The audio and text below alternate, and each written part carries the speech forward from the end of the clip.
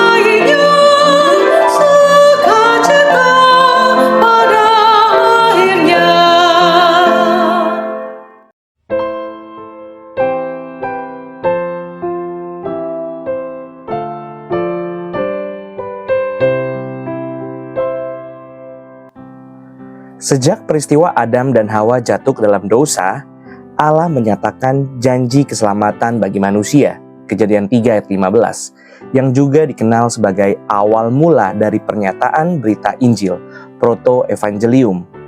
Momen inilah yang menjadi penanda dimulainya perjanjian anugerah, Covenant of Grace, di antara Allah dan manusia. Berdasarkan garis waktu tersebut, sebagian orang akan berargumen bahwa rencana penebusan bagi manusia adalah sesuatu yang direncanakan setelah penciptaan. Akan tetapi, dalam tradisi reform, karya keselamatan dipercaya sebagai sesuatu yang telah direncanakan dalam kekekalan di antara pribadi Allah Tritunggal. Konsep inilah yang disebut dengan perjanjian penebusan, Covenant of Redemption, atau dalam bahasa Latin disebut Pactum Salutis. Diskusi mengenai pembedaan antara perjanjian anugerah dan perjanjian penebusan mulai beredar secara luas pada abad ke-17. Diprakarsai oleh teolog Belanda yang bernama Johannes Hoseus dan Herman Witsius.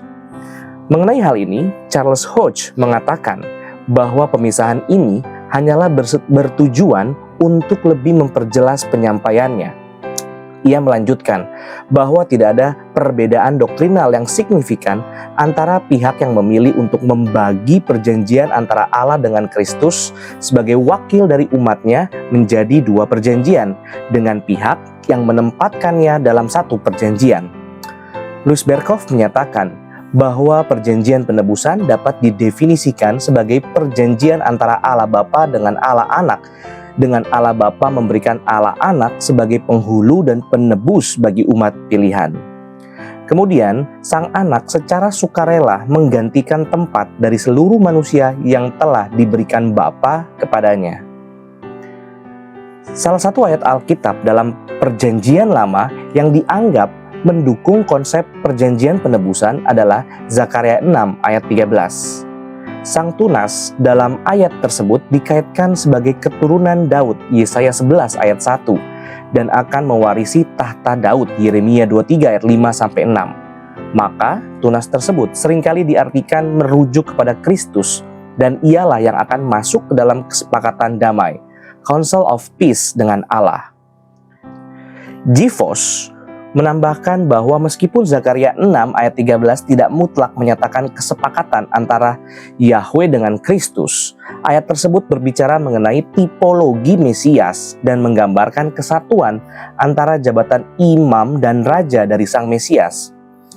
Ibrani 7 ayat 21-22 menyatakan bahwa Tuhan Yesus adalah imam untuk selama-lamanya dan jaminan dari suatu perjanjian yang lebih kuat.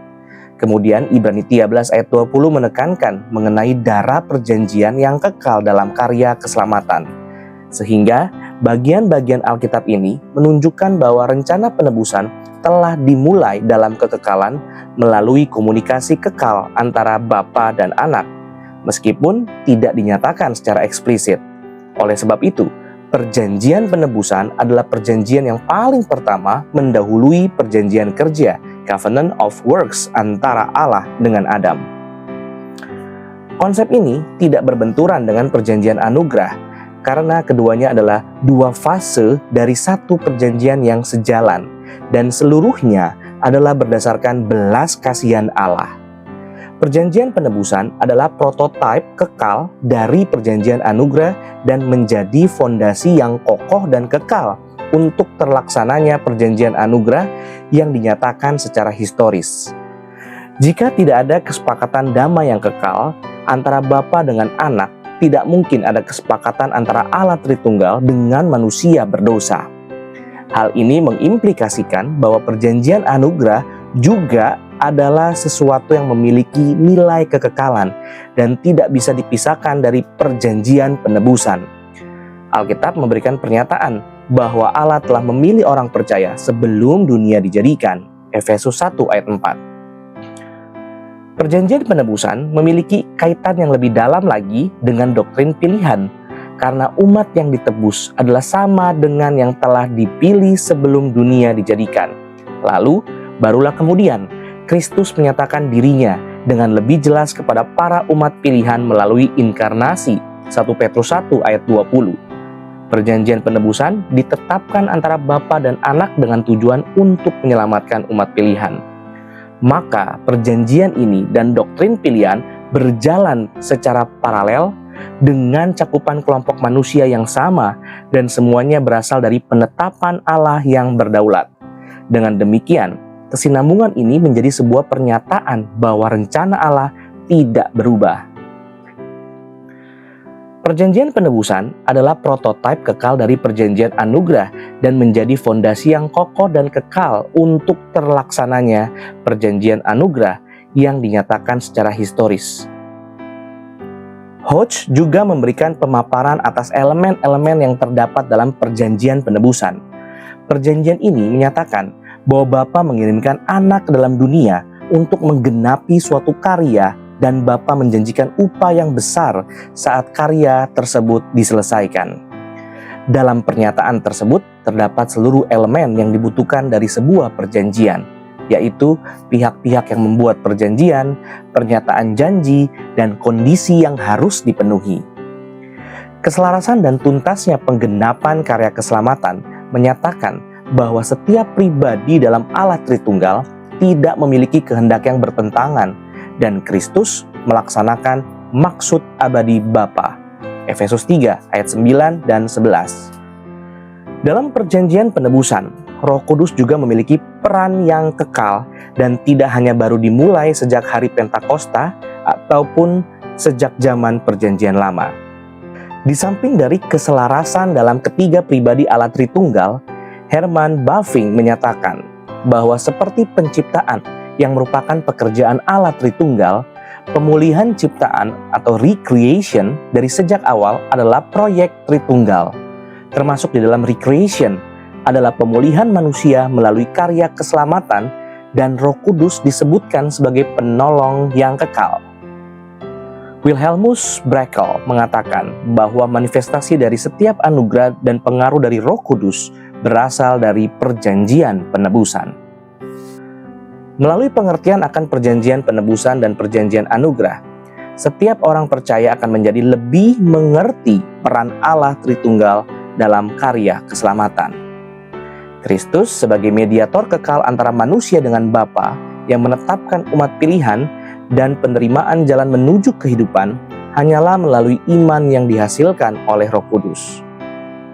Di satu sisi, meskipun manusia tidak berperan dalam penetapan keselamatan yang dilakukan oleh Allah, orang Kristen tidak boleh melupakan panggilannya untuk menjaga kekudusan hidup.